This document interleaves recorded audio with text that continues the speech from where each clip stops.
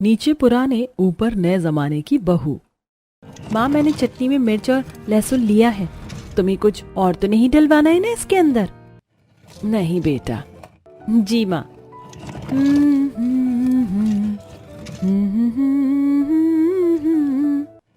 राखी अभी आंगन में चटनी पीस ही रही थी कि तभी वहां पंडित राम प्रसाद जी आ गए।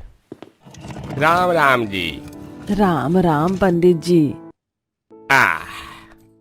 हाँ, तो गंगा जी, मैं यहाँ बिटिया के लिए शादी का प्रस्ताव लेकर आया हूँ। राम प्रसाद की बात को सुनकर राखी शर्माकर अपने कमरे की तरफ को भाग गई। अरे क्या बात है गंगा बहन, तुम्हारी बेटी तो बड़ी शर्मीली है। आजकल तो लड़कियां वरना शादी का नाम सुनते ही लड़के का बायोडाटा खुद ही निकालना शुरू कर देती हैं। ऐसी ही है मेरी बेटी, यही तो है मेरे दिए हुए संस्कार। आप मुझे बताएं पंडित जी कि मेरी बच्ची के लिए आप किसका रिश्ता लेकर आए हो? देखो बहन, लड़का अच्छा है, ये है उसकी तस्वीर। राम प्रसाद की बात को सुनकर गंगा ने भी तस्वीर देखी और उसे भी लड़का पसंद आ गया। गंगा राखी की माँ थी। राखी एक नॉर्मल मिडिल क्लास लड़की थी जिसके घर का माहौल एकदम पुराने जमाने का था और अब राखी की शादी की बात चल रही थी। गंगा ने पंडित जी से राखी का रिश्ता पक्का करने की बात कर दी। देखते ही देखते राखी का वक्त अपने परिवार के साथ पूरा हुआ और अब वो अपने ससुराल आ चुकी थी। भाभी, आपका गृह प्रवेश हो रहा है। सभी यहाँ आपके घर के ही लोग हैं। तो आपने ये 52 गज का घूंघट क्यों किया हुआ है? चुप कर, यही तो होते हैं संस्कार जो आजकल की लड़कियों में बहुत ही कम देखने को मिलते हैं। बस बुआ जी, आपको तो खुद ओल्ड फैशन होना ही पसंद है। खैर, मैं कुछ नहीं बोलती। पूजा ऐसे बोलकर पीछे हट गई, जिसके बाद ज्वाला ने अपनी नई बहू की आरती की और फिर कलश को गिराते हुए राखी घर में आई। राखी ने घर में आते ही सबसे पहले सास के पांव छुए, फिर ससुर के, जिसके बाद उसने बुआ जी के पांव छुए और फूफा सास के भी पांव छूकर वो चाची सास के पांव छूने को झुकने लगी कि तभी उससे पूजा बोली, अरे अरे भाभी, बस भी करो, अब क्या पूरे मोहल्ले की ही औरतों के पांव छुओगी? लेकिन हमारे घर में तो अपने पतिदेव समेत सभी बड़ों के आदर सम्मान में उनके पांव छुए जाते हैं। वाह बहू, बड़े ही अच्छे संस्कार दिए हैं तेरी माँ ने तो तुझे। और पूजा, बहू के पांव छूने से तुझे क्या दिक्कत हो रही है भला? अरे नई बहू ही अगर बड़ों का सम्मान नहीं करेगी, उनके पांव नहीं छुएगी, तो क्या हम छुएंगे? जीती रह बहू, भगवान तुझे सदा खुश रखे। इन्हीं दुआओं और आशीर्वाद के लिए ही तो मैंने पांव छुए थे। मुझे बड़ा अच्छा लगता है जब बड़े लोग मुझे आशीर्वाद देते हैं। राखी की बात को सुनकर सभी मुस्कुरा दिए, जिसके बाद पुराने जमाने की सोच वाली बहू अपने कमरे में चली गई। लेकिन उसके संस्कार अभी औरतों के सिर चढ़कर बोल रहे थे। कितनी संस्कारी बहू लाई है ना ज्वाला जी, सच में बातें भी ये लगती हैं जैसे कि मिश्री घोलती हो। सही बोला। पहले ही दिन राखी ने अपने बर्ताव से सभी का दिल जीत लिया था। ऐसे ही पहला दिन गुजरा और आज राखी की अपने ससुराल में पहली रसोई थी। राखी तैयार होकर पेट तक का घूंघट करके नीचे आ गई, जहां चोर चोर चोर। कहाँ है चोर? ये रहा। अरे ननद जी, मैं हूँ। बहू, तूने तो मुझे डरा ही दिया था। अरे माँ जी, तो आप डर क्यों रही हैं? मैं आपकी ही तो बहू हूँ और नई बहुएं तो घूंघट में ही आती है ना। कौन सी नई बहुएं घूंघट में आती हैं? पहले की बहुएं आया करती थी घूंघट में, आजकल के जमाने की नहीं आती, समझ आया? नहीं, बिल्कुल भी नहीं। मैंने तो अपनी माँ से यही सीखा है कि नई बहू घूंघट में रहे तो ही अच्छी लगती है। अच्छा, अब ये सब छोड़, जा तू जाकर अपनी पहली रसोई बना ले। क्या बनाऊं माँ जी? जो तेरा दिल करे। और सुन, तेरी ननद को ना चाइनीज खाना बहुत पसंद है, तो कुछ चाइनीज भी बना देना। ज्वाला की बात को सुनकर राखी ने बस गर्दन हिला दी और अपने घर की वो रसोई में आ गई। रसोई देखते ही राखी का दिमाग घूम गया। हे भगवान, यहाँ ना तो चूल्हा है और ना ही सिलबट्टा। और ये च्याओ मियाओ क्या होता है? क्या क्या बनाने को बोल दिया है मुझे? हे भगवान। अरे हाँ, याद आया, वो 2 मिनट वाली जो मैगी होती है, वो भी तो चीनी लोग बहुत खाते हैं ना। चल राखी, वही बना दे। राखी ने ऐसे बोलकर गैस चूल्हे पर मैगी बना दी और फिर वो आलू पूरी बनाने की तैयारी करने लगी। लेकिन आलू पूरी बनाने को उसे रसोई में अपने मतलब का सामान ही नहीं मिला।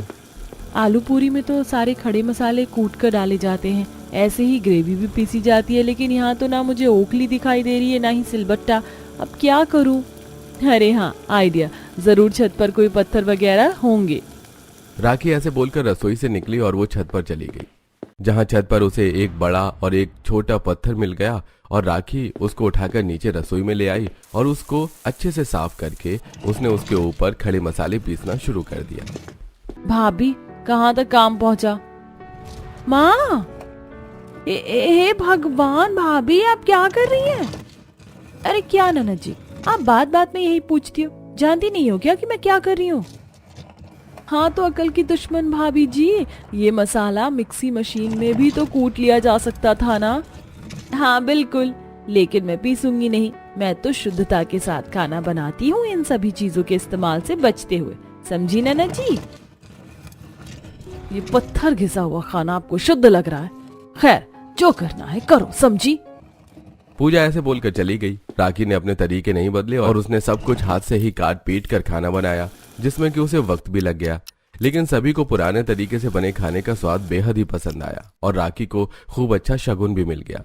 ऐसे ही सिलसिला जारी था और अब राखी की शादी को हुए महीनों होने को आई थी। राखी अपने ससुराल में भी सभी कुछ पुराने तरीकों से करती थी। अरे बहू अफाई करके क्या करेगी?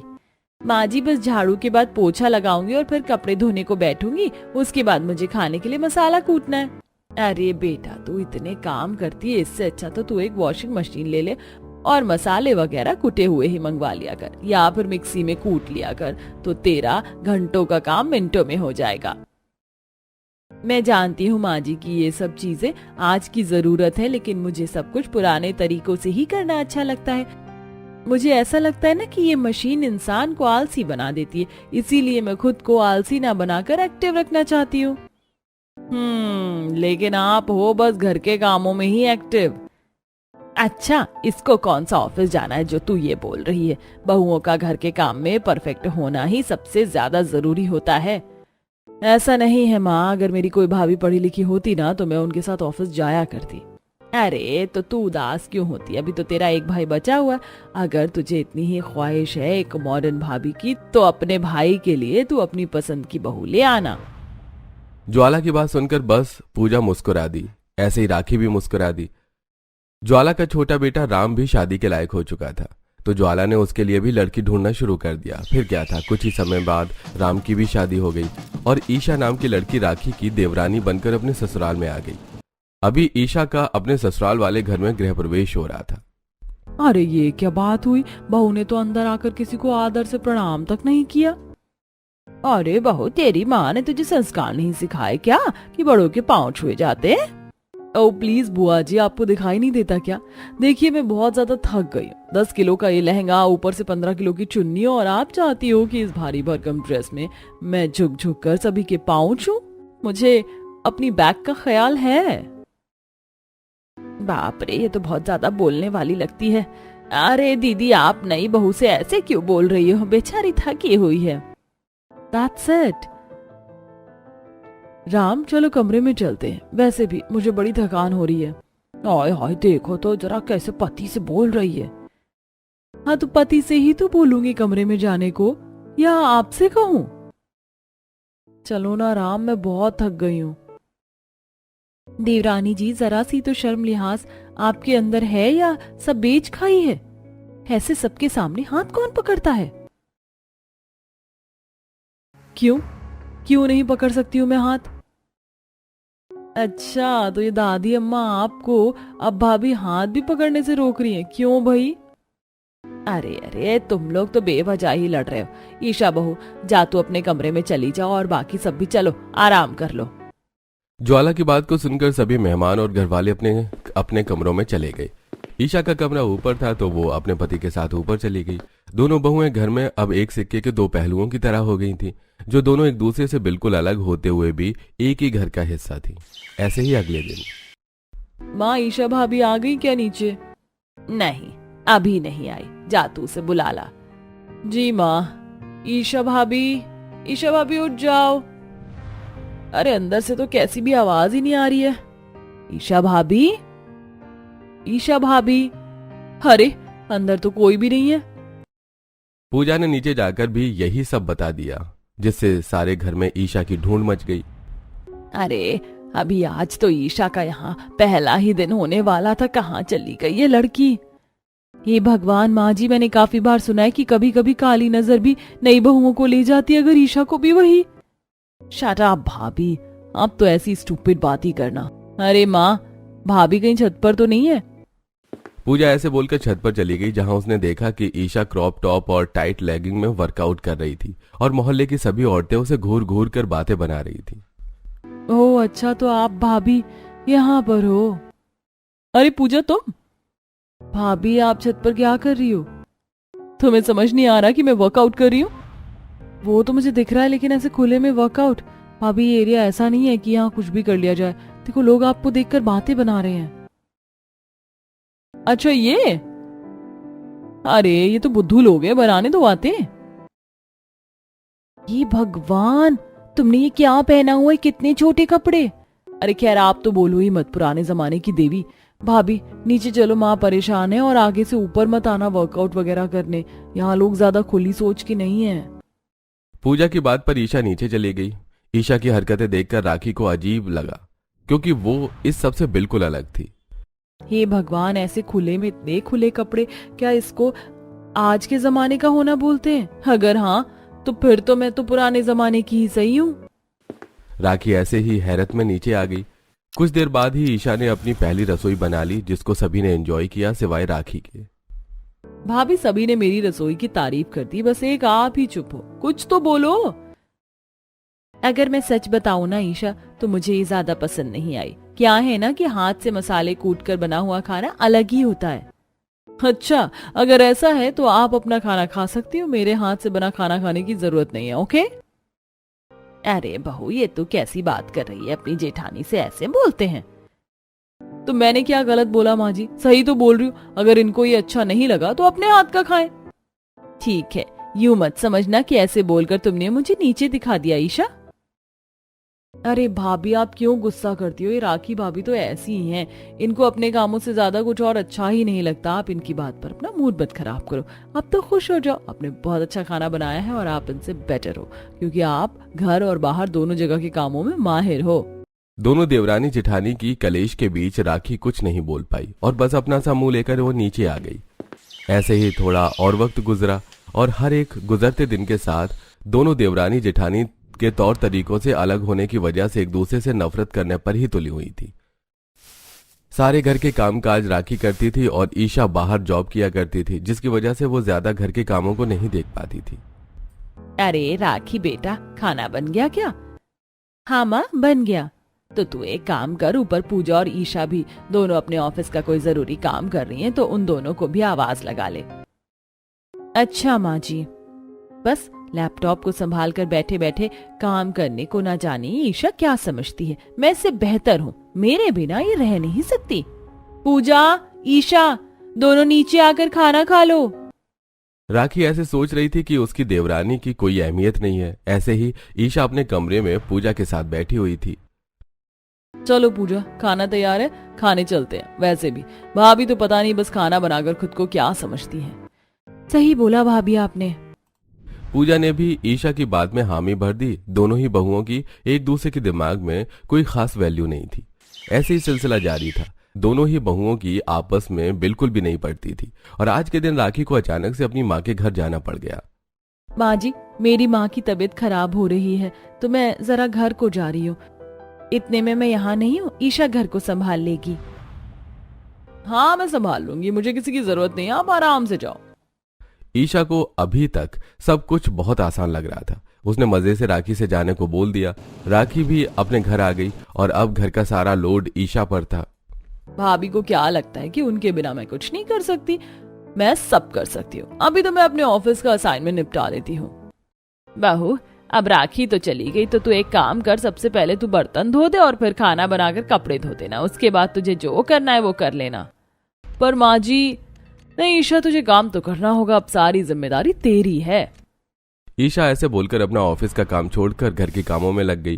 पहले उसने सफाई की, जिसके बाद फिर उसने खाना बनाया। खाना बनाना तो बहुत ही थका देने वाला काम है। अभी तो मुझे कपड़े भी धोने हैं। चल ईशा, थक नहीं।